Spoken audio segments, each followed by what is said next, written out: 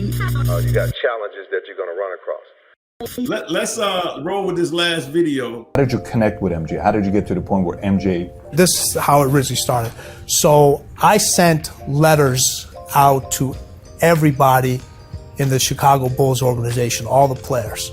Now, you have to be a historian of basketball to really know this, and you may not even know this because of your age. There was a player on the team named Brad Sellers, little skinny kid, 6'11", out of Ohio State. So I was like, okay, kid's got some talent, needs some help physically. Maybe I can target him. So I sent letters to all the Bulls players except Michael. Except Michael. Why'd you do that? I'm a young kid. He doesn't need any help. He's the best. He's going to be great. He's going to be all that. I get one phone call back. Guess who it's from? Michael. There you go. The best of the best wanted to get even better. The guy who didn't get the letter calls you. Didn't get the letter went and looked into went and got it out of somebody else's locker and told the athletic trainer and the team doctor at the time, talk to this guy. Okay, talk to him. So I met with the athletic trainer, who was Mark Feil at the time. I met with the team doctor, who was Dr. John Heffron at the time. Long interview process. They asked me all the questions, from a medical standpoint, from a training standpoint, to know if I knew what I was talking about. Then I had to do the process again. Then I had to do the process again. Then I get a phone call, and they said, "Hey, Michael wants to meet you after practice." So you still haven't met Michael? I still have not met Michael. Okay.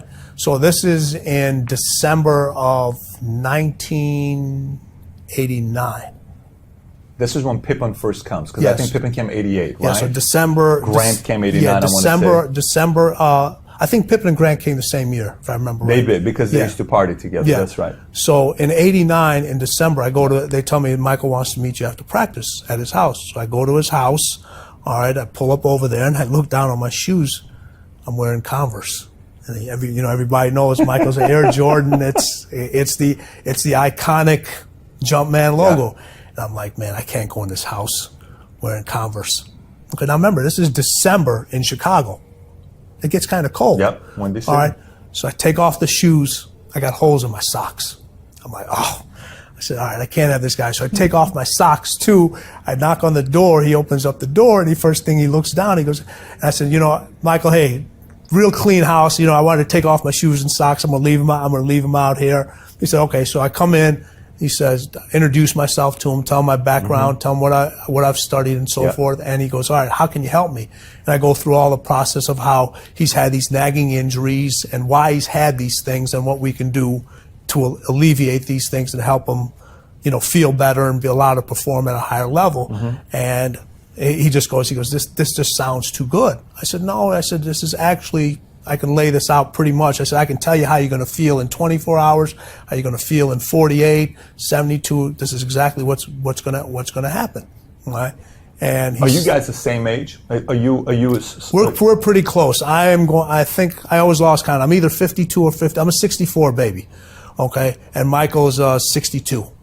So he's 2 years older than I am. So you're still younger than him. I'm still. And he is listening to you. Yes. Okay.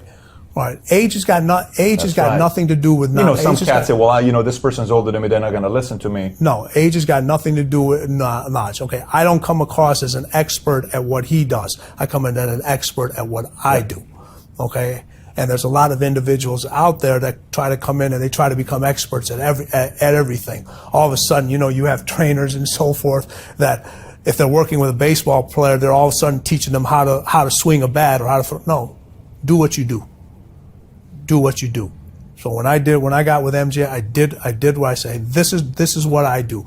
Now, do I know about the game of basketball? Yes, I do know about the game. As much as he does? No. But that's where my learning process comes in. He's going to learn from me. I'm going to learn from him. He said, let's try this out. He said, I give you 30 days. But 30 days turned into 15 years.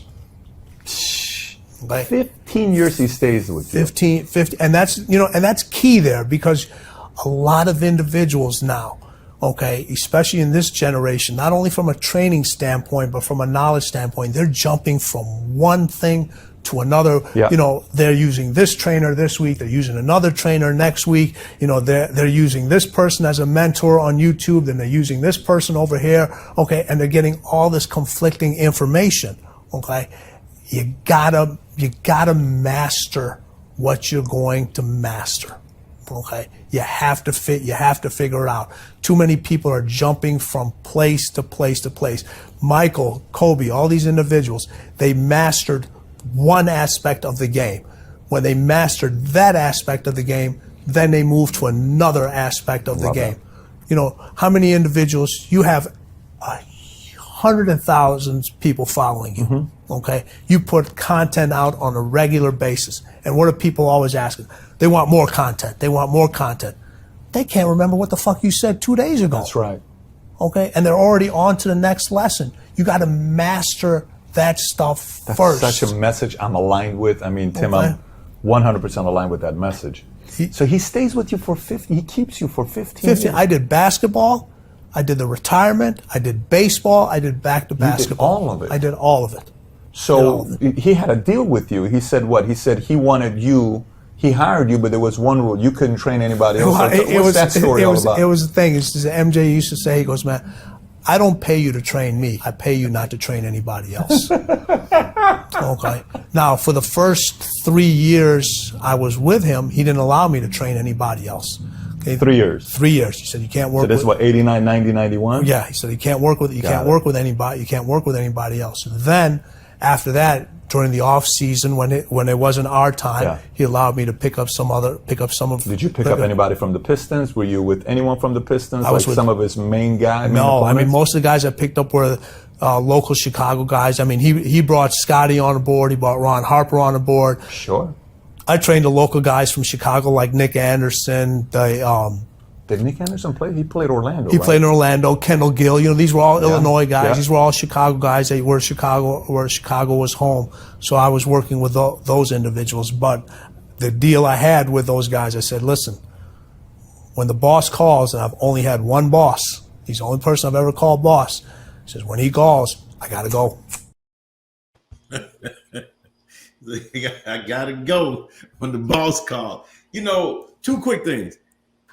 His self-awareness for the sneakers, and then also for the holes in his socks. Because he's like, I got to go here bad for you, man. I can't go in because he's going to think, oh, I don't know what I'm doing. I don't know money, you know, the sneakers. And the whole thing about how Mike kept him for 15 years, man.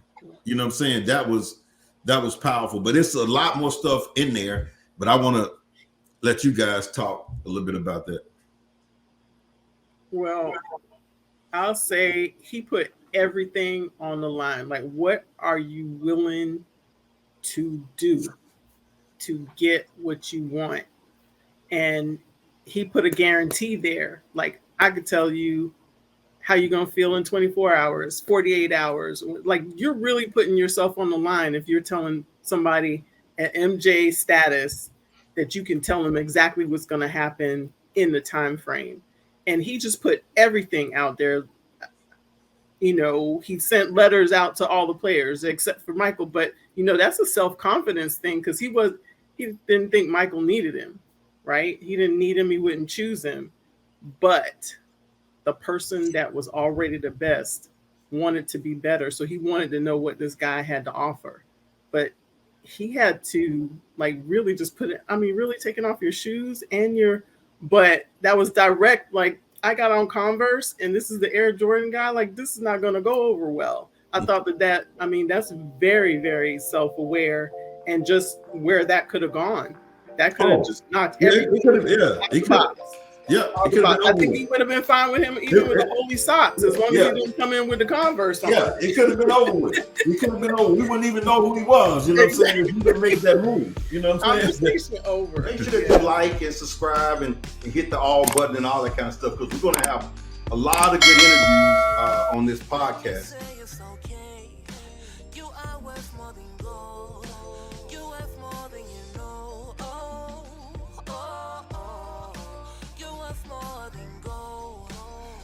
More